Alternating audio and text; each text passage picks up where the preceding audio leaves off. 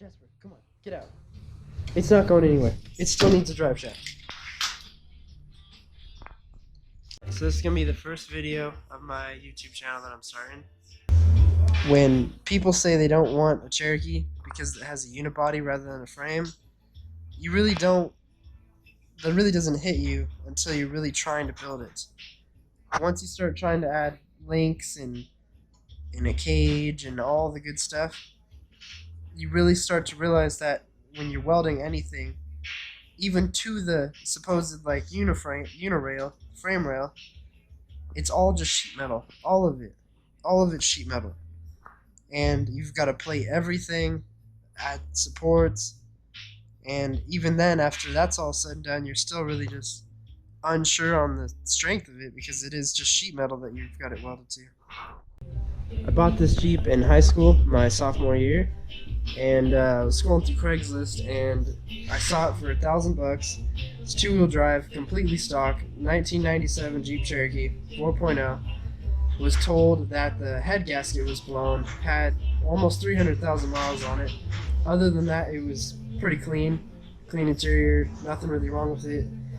And so I got it, went and picked it up, got it back home, and started tearing into the engine, having no idea what I was doing. Never really worked on any motors before. Just looking on YouTube and watching other videos on how to do it.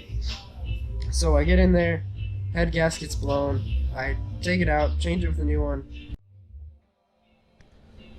Right after I got the motor figured out and got it running good, the first thing I did is I found some 32-inch tires actually on the same wheels that I've got now, and I wanted to put those on with no lift.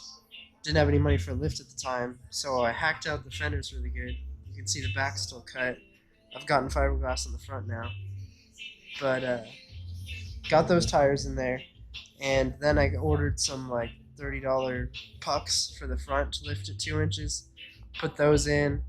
Got some drop-down shackles for the back. Put those on. Had 2 inches of lift for a couple months. Then I found some used springs. Put those in. Had like 4 inches of lift in the front. Put add a leaf in the back. Had like 4 inches of lift. My track bar started getting a little bit too short, and from there I bought a Rubicon Express track bar. Shortly after I put all the pucks and spacers and add-a-leafs in this thing, started getting some really bad death wobble. The first thing I did, as soon as I got some money, I bought a Rubicon Express track bar and drop-down bracket. And I put those in, and that solved the problem for a while, until I started getting a new problem with the steering that was just getting too maxed out. So I bought the Curry steering and ran that for a while, and just was having too many problems with the top ball joint going out on that. So I did end up making my own steering. That's about the time I was starting to want 4-wheel drive and starting to want to crawl and stuff. So started working on these long arms. Made these in high school, so they're not that great, but they did the job and they're still doing the job for now. Made the Crossmember.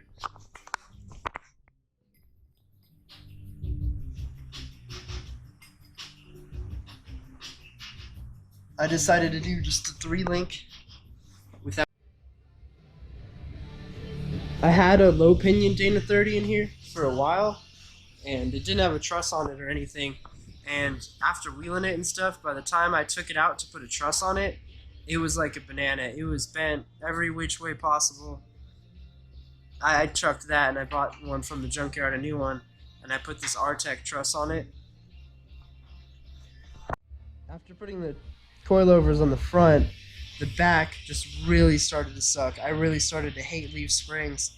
The front would just eat everything that I went over. The back would just bounce. Just did not like it at all.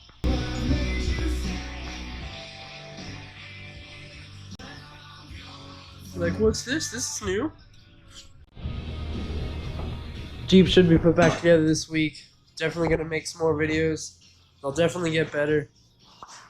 Gonna take it out, see how it does, and then figure out what's next.